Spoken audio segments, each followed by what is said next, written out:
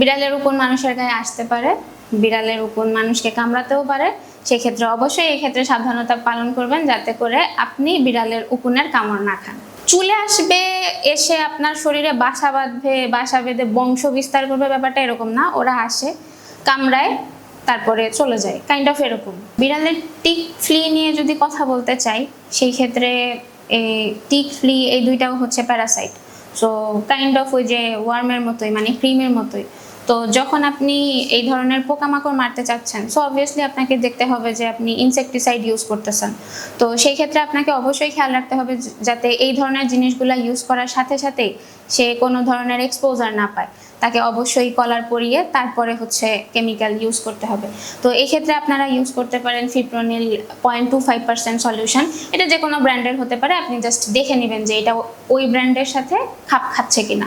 এছাড়া আপনি লাইনসালফার deep use করতে পারেন। আইভারমেকটিন আমরা সামটাইমস সিস্টেমেটিক্যালি ইউজ করি, যদি একেবারেই ইম্পসিবল হয়ে যায় যে না কন্ট্রোল হচ্ছেই না, সেক্ষেত্রে আমরা এই ধরনের জিনিসগুলো ইউজ করি। মাঝে মাঝে আমরা দেখি যে মানুষের যে উকুননাশক শ্যাম্পুটা আছে, এটা অনেকেই তাদের বিড়ালে ইউজ করে।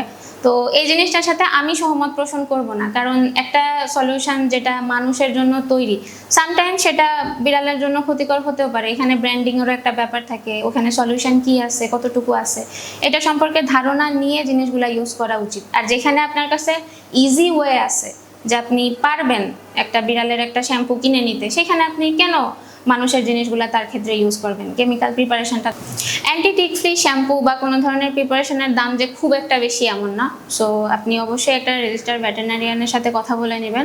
আর তারপরেও যদি মনে হয় যে না একেবারেই হচ্ছে না, সুন্দর সুন্দর চিরুনি পাওয়া যায়, চিরুনি দিয়ে আছড়ে বের করে ফেলবেন। তো কন্টিনিউয়াসলি বের হতে ওই যে স্পোরগুলা থাকবে, ডিমগুলা থেকে যদি বাচ্চাও হয় সেগুলোও বের হয়ে আসবে। এই জিনিসগুলো কন্টিনিউ করবেন, তাহলেই